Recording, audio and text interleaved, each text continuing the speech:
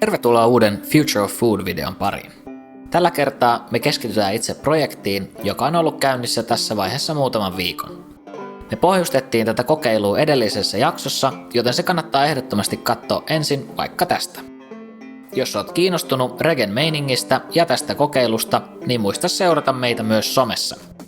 Tsiikaa kans meidän kansalaisaloite, jonka ajamaa asiaa Future of Food-kokeilukin pistää tulikokeeseen.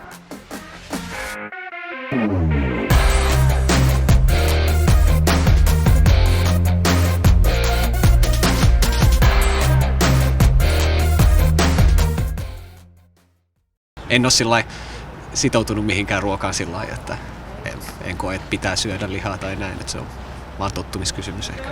Mä en usko, että kukaan on kieltäytynyt lihansyönnistä siksi, koska se on ollut pahan makusta. Et yleensä siinä on ollut jotain muita syvempiä eettisiä, mitä ikinä syitä ihmisillä on ollut. Vähän niin kuin, onko se väärin vaan haikailla jotain, mikä maistuu hyvältä? Regenillä me koitetaan saada aikaan kulttuurillista muutosta. Meidän tavat, tottumukset ja arvot vaikuttaa kaikkeen, mitä me tehdään.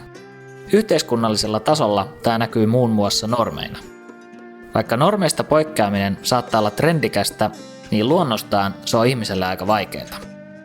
On helpompi päästää irti jostain, jos tilalle tuleva asia tuntuu tutulta. Ja vielä helpompaa, jos se tilalle tuleva asia ei painaisi niin paljon lompakossa.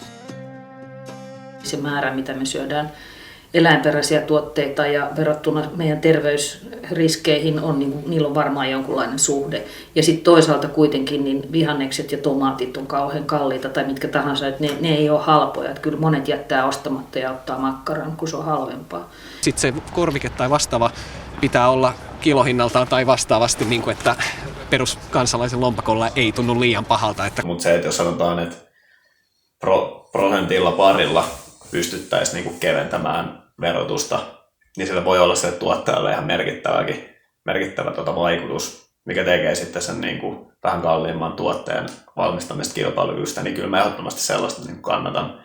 Jos jotain tulee ostettua enemmän, niin sen tuottamisesta tulee kannattavampaa. Ja jos jotain tuotetta ostetaan, kokataan ja syödään useammin, niin siitä muodostuu helpommin elämäntapa ja elämäntapa monelle, joka sitten taas muodostaa kulttuuria. Viime jaksossa me todettiin, että EU:ssa lihan hintaa pidetään tarkoituksella alhaalla. Future of Food-kokeilussa me tehdään simulaatio maailmasta, jossa näin ei olisi. Tätä kokeilua varten me etittiin 14 vapaaehtoista. Vapaaehtoisille oli yksi kriteeri. Kaikkien piti kokeilun alkaessa syödä silloin tällöin lihaa, eli että ne ei ole jo valmiiksi kasvissyöjiä tai vegaaneja. Me saatiin mukaan itse asiassa kivan erilaisia tyyppejä. On pariskuntia, yksin asuvia, opiskelijoita, töissä käyviä ja jopa eläkeläisiä. Tyyppejä asuu eri puolella Suomea, ja vaikka määrä on aika rajallinen, niin saatiin kyllä kasaan aika mukavan monipuolinen porukka. Me pyydetään osallistujilta niiden ruokakauppakuitit ja pidetään kirjaa niiden kulutuksesta. Sitten me seurataan, että miten kulutus ja käyttäytyminen sit oikeasti muuttuu. Tämän lisäksi me kysytään osallistujien fiiliksiä useaseen otteeseen kokeilun aikana. Tutkimusta varten me tarvittiin joku vertailukohta, että nähdään miten paljon vapaaehtoisilla normaalisti menee rahaa ruokaan. Siispä me päätettiin, että kokeilu alkaa 2 viikon vertailujaksolla, jossa ei tapahdu muuta kuin että osallistujat lähettää meille kuitteja. Tämän 2 viikon jälkeen alkaa sitten tämä varsinainen 3 viikon jakso, jonka aikana ostetut lihaostokset sit maksaa sen 50% enemmän ja kasviproteiinit 50% vähemmän. Mutta mikä sitten on kasviproteiini?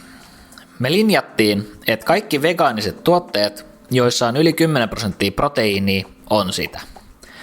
Siispä niitä on esimerkiksi pasta, wöner, jalotofu, kaakaojauhe, tattarijauho, hiivaleipäjauho, pähkinävoi, leipä, pavut, misotahna ynnä muut. Liharuuaksi me kylmästi päätettiin sisällyttää kaikki, missä on käytetty eläinten lihaa, kuten jauheliha, makkara, leikkeleet, kala ja myös vähän harvinaisemmatkin, niin kuin vaikka etanat. Loppujen lopuksi meitä Regenillä kiinnostaa ne tulokset, mitä tästä kokeilusta voidaan saada. Me opitaan, miten ihmiset suhtautuu tämmöiseen olosuhteiden muutokseen ja miten arki muuttuu. Kukaan osallistujista ei kuitenkaan ollut alun perin kasvissyöjä. Me saadaan myös tietoa siitä, että miten ruokakulutus muuttuu, kun hinnat muuttuu. Me myönnetään, ettei saada tästä mitenkään tieteellisen tarkkoja tuloksia. Meillä on kuitenkin osallistujia verrattain vähän ja kestokin suhteellisen lyhyt. Mutta vaikka meidän tutkimus ei olisi mittakaavalta riittävä, niin se voi inspiroida jotain suurempaa. Miten tämmöiset hintamuutokset sitten vaikuttaa? Toimiiko tämmöinen kokeilu? Tämä kaikki selvii 3. jaksossa, jossa me kerrotaan kokeilun tuloksista. Kiitos kun katoit ja siihen saakka näkemiin.